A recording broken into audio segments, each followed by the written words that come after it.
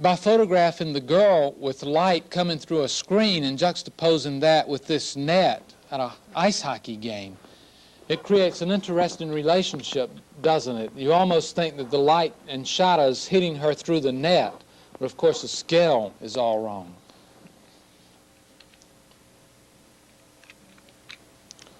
Walter Hurdig. Someone mentioned that one could begin to confuse these two persons because their work is so similar. Note the scale here in this ski resort work by Walter Hurdig. We have a mountain with sheep on it, photographed through these flowers, and then snow-covered Alps in the background.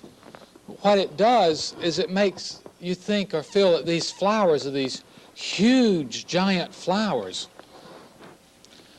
Then a very graphic sun image is superimposed with the face to symbolize the sunshine. It's another work for St. Moritz Ski Resort. A very effective use of light in photography. By photographing these skiers emerging from the shadow of the snow-covered mountain and catching the sunlight on the snow that their skis are whipping up, you get a very dynamic, wonderful composition. And there's just an instant that this phenomenon will occur. A few seconds before this, they would be in shadow and the snow would be in shadow. Further down the mountain, the white snow that's being whipped up would be superimposed against the white snow background instead of the shadow. This relates to the understanding of photography and how quick glimpses of light and shadow as they occur in a certain configuration become special and can be identified and used in a composition or a design. Henrik Burry, a Polish designer. Constructivism spread all over Europe. Burry developed a theory of mechanofactura. It was an interesting idea. He said that modern art is supposed to be two-dimensional, but it's filled with illusionistic traps. Anytime you overlap forms, you create an illusion. Also, he was very much interested in expressing the machine age and mechanizing art. Now, when we look at these compositions, according to his theory of mechanofacture, this becomes a kind of geometric music for the eye. And he wants you to read these forms in sequence. And you can start anywhere and move around the composition. Let's start in the lower right-hand corner. Ba ba ba ba ba ba ba. Beep beep beep beep beep. Bo bo bo bo bo. Da da da da da da. Boom boom. But really, in his writing, he advocated that kind of sensory sound vision in compositions. This one is more mechanical. It's more like a drum beat. Starting in the upper right-hand corner, dot, dot, dot, dot, dot, dot, dot, dot, dot, dot, dot, and so forth.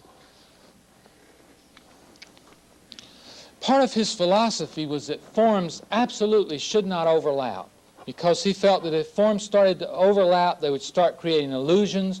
They would violate the integrity of the two-dimensional space. From this very pure approach to art, he became interested in advertising. This is alleged to be his first poster. It was for an art exhibition. Couldn't find a gallery who would show his art, so his first exhibition was in an auto showroom. And we see auto there as one of the main words. Note how every letter form is separated and detached and becomes an independent geometric form or configuration of forms that move through the space. Here's a prospectus for his advertising agency, prospectus for Reclama, which was the name of his agency. It's a beautiful composition, the way the big M and the type moving up from it creates this vertical axis with a couple of horizontals moving off, then the wonderful balancing of the black square and the red circle. L. Lissitzky had gone to Poland and given some lectures, and it connected not only with Burly, but many of the other Polish artists. And in Poland, Hungary, Czechoslovakia, very early on, in the early 20s, there was this explosion of constructivist activity.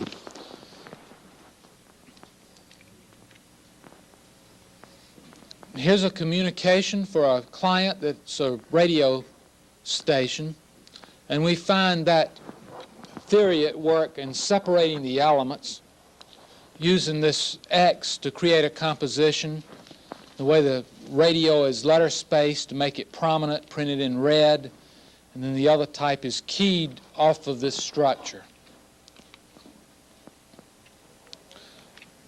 A more open X-like structure. This is for Pluto's chocolates. His partners in the ad agencies were a couple of futurist poets, and they liked the idea of using words as words. So these words are descriptive words and adjectives that are presented not in sentences but as individual words. Toom, toom, toom, toom, moving through the space, just like the forms move through the space in his paintings.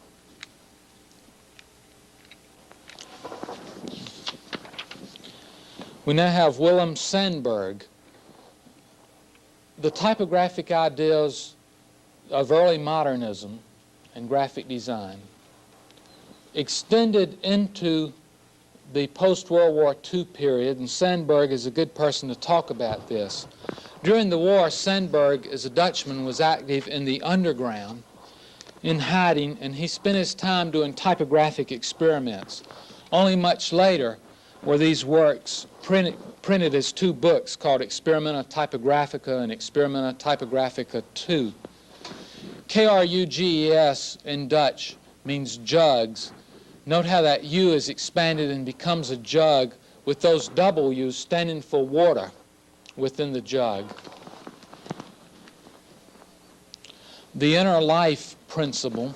He was thinking about Oriental philosophy and the ideas of underlying principles. Express this by showing not the word life, but by the negative spaces between the letters. A marvelous sensitivity to form, and a very intelligent designer. I've always thought that Sandberg shouldn't be wasted on the masses. I know that sounds like an elitist thing to say, but one has to be somewhat thoughtful in approaching his work, much of his work.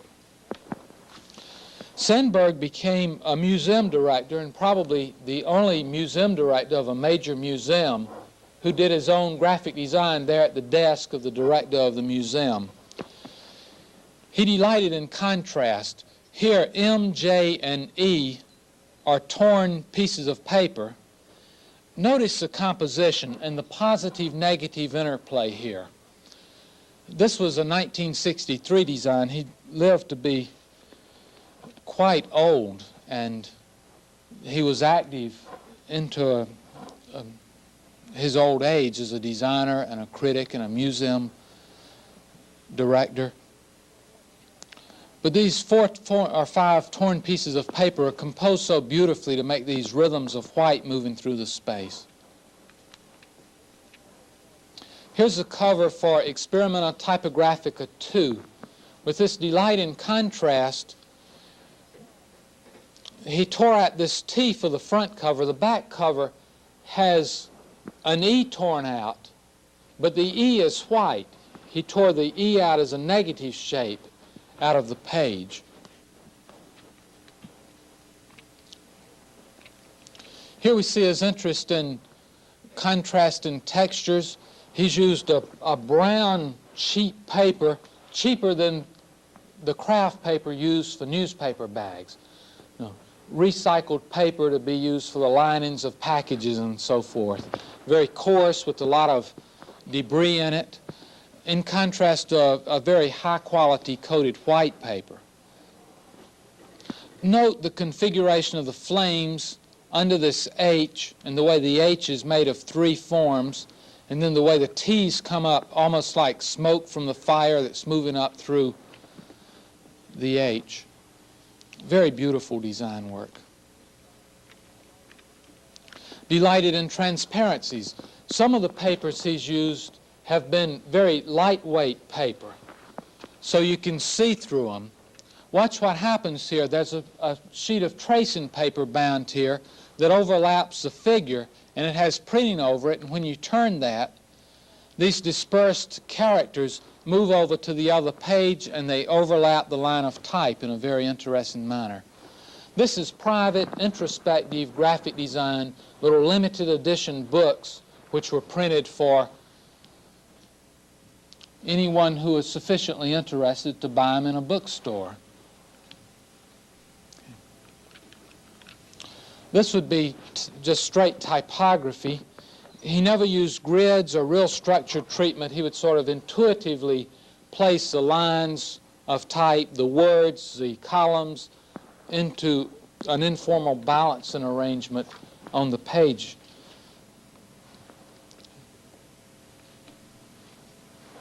I think I ended that lecture just by running out of stuff to say.